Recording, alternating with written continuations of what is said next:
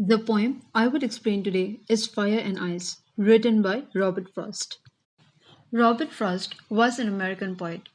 His work was initially published in England before it was published in America. So, Robert Frost was an American person, but being an American person, his work was first of all published in England, which is a different country. Then, only much later, it was published in America. His writings had been well known for his realistic depictions of rural life. So, most of his writings were related or it depicted the common village life. People living in the villages were able to relate to his writings. And he also examined the complex social and philosophical themes in most of his works. There are some poets or writers who used to write about the fictions, who used to write about imaginary stories in their writings. But Robert Frost was such a person who wrote about the village life, who wrote about the complex society in which we people are living. And at times he also wrote about the philosophical themes. Now, philosophical themes, there are some points or there are some themes in the society that are much philosophical that we common people we cannot think about them. Yes, we do think, but we never take it deeply. But they are the ones who used to think it deeply and they used to write the points in their work through in the medium of poetry or through fiction or anything else. So Robert Frost was also such poet who wrote the philosophical themes and it got published in his work.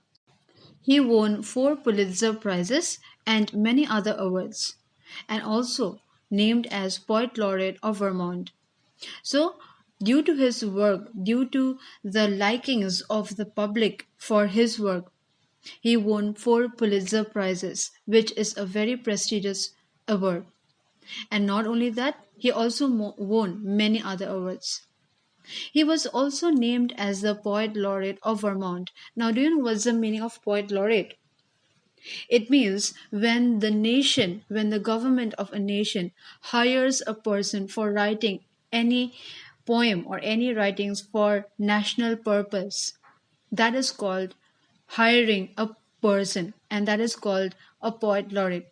So, how famous or how effective was his work that everyone liked his work and even the government had hired him for writing for the national purpose. So, he was the poet laureate of Vermont.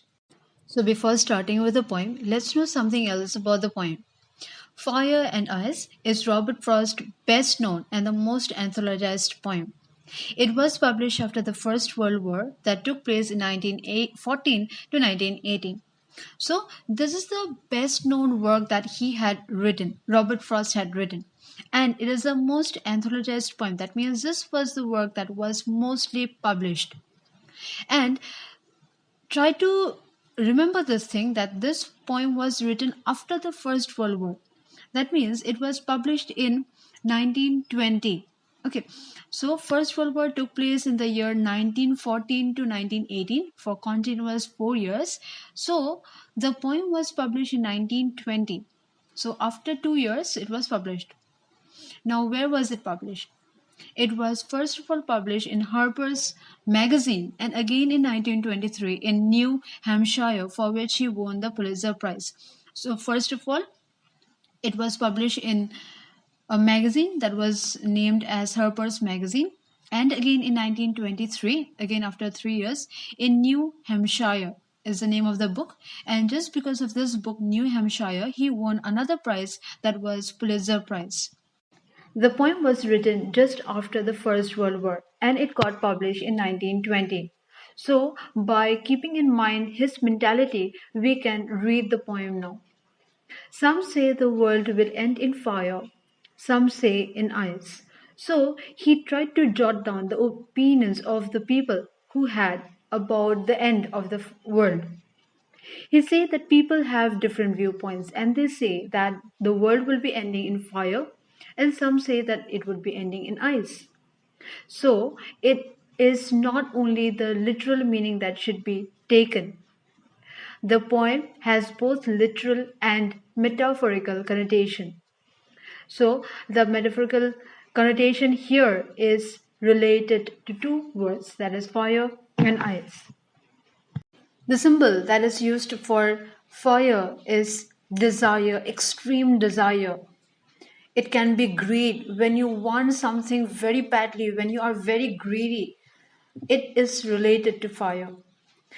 Your passion, when you deeply want to get your passion done, or it can lead to destruction. Too much desire leads to destruction.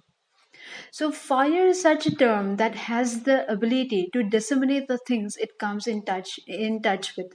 So, it has the ability to disseminate the things. That means it whatever things comes in front of fire, they melt down. That means it gets ravished, it gets diminished away. So also the term here is used that some say the world will be ending in fire. Yes, due to fire the whole world will be ending. It would be damaged or it would be torn down to pieces. Again, some say in ice. Ice is the symbol of coldness, absence of love.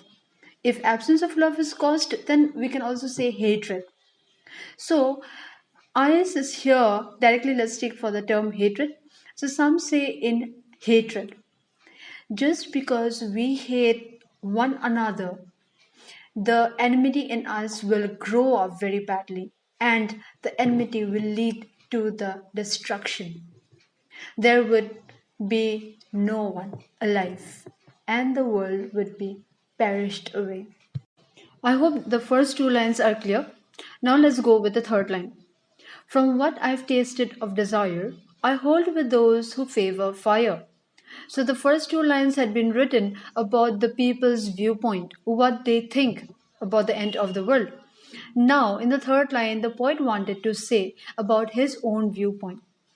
He said that from what I've tasted of desire, from what I know about the desire, about the greed, about the fire, I hold with those who favor fire. That means I would choose the option fire. That means I know enough of destruction. I know how fire will lead to destruction, how extreme greed, how the desire of passion to be done will lead to destruction.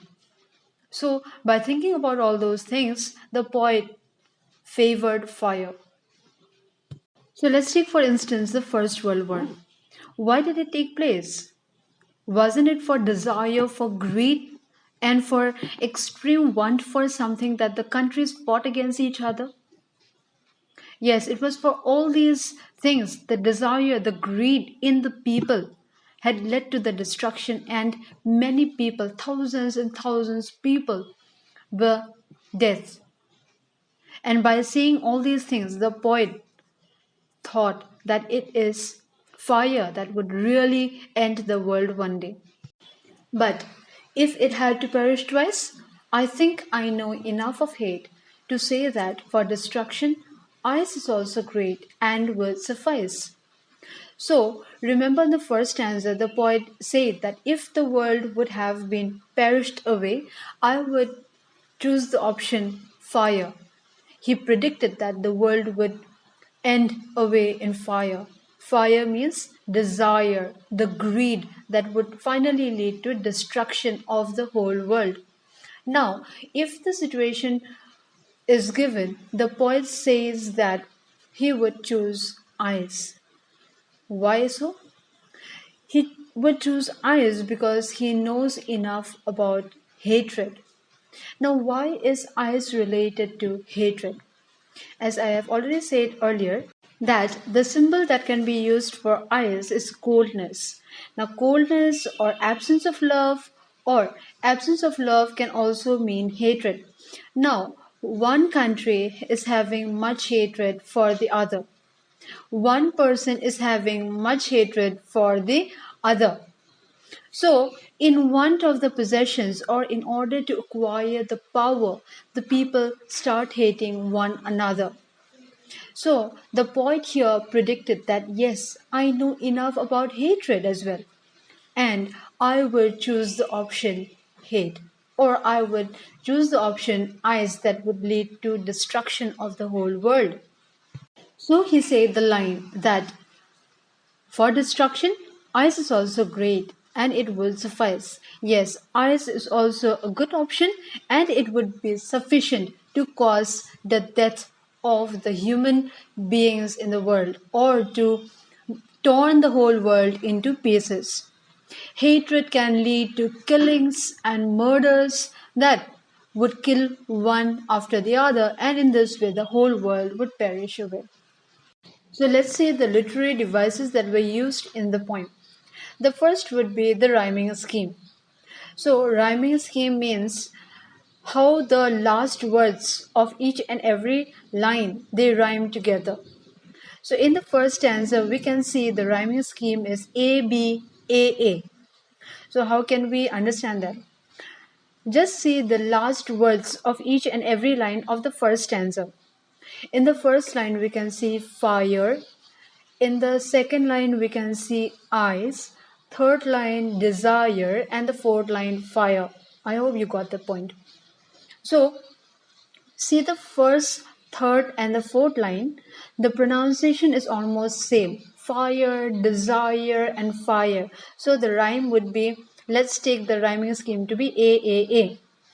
And the second line is eyes. Since the pronunciation is different, that's why we would take it to be B.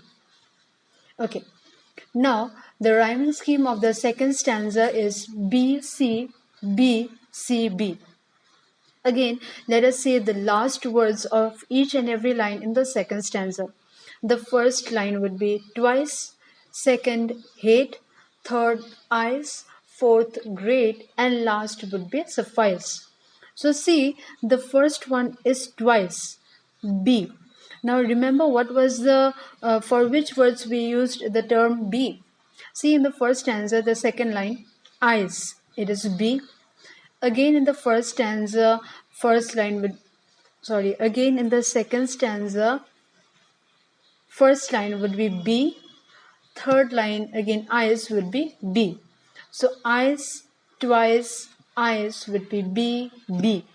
And last word would be suffice, B.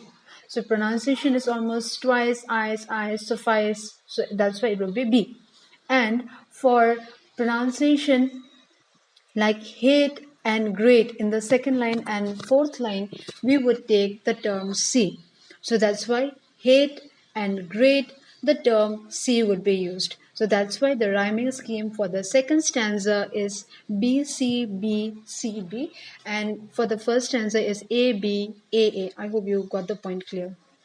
So the second literary device that is used here is alliteration, which means the repetition of consonant sounds in the beginning of a word and the words are placed together. So I hope every one of you know which are the consonant sounds and which are the vowels. So let's understand it more by reading the example. So we can see in the example, some say. Can you see the first letter that is used for both the words? S. They are placed together. So some say the world will end in fire. So just because some starts with S and say starts with S, that's why they fall under alliteration. Again, the second example is world will. The first word starts with W and the second with W. And the third example, favor, fire. Again, the first word letter would be F and the second word starts with the letter F. So that's why these are the examples of alliteration. The next device is assonance. Here we can see this literary device is almost similar to alliteration, where alliteration, repetition of the consonant sound, and assonance would be repetition of the vowel sounds. We can see in the example the repetition of O is used. Like, I hold with those who favor fire. Can you hear the word O? I hold with those who favor fire. Hold those who favor. So it's a repetition of the vowel sounds here. That's why this is an assonance. So the other device used here is anaphora. It means the repetition of a word or phrase at the start of two or more consecutive lines. So, in this point, we can say the anaphora used here or the phrase that is used here is some say. We can say the first line starts with the phrase some say the world will end in fire. Again, in the second line, some say in ice. So, in the whole poem, we can see only these first two lines were repeated with the same phrase. That is, some say in the first line, again in the second line, some say. The last one would be enjambment, where we can see the thought does not come to an end at a line and it moves on to the next line. Here we can see the example from what I've tasted of desire, I hold with those who favor fire, where we can see one thought is being repeated in two lines without any punctuation marks. So, this is an example in the first stanza. In the second stanza, we can also find another enjambment in the second, third, and fourth line, where one thought is being repeated in a few lines without any punctuation marks. So here comes the end of the poem, where we have seen how the poet had given metaphorical connotations to the public's opinion by giving various reasons of his own.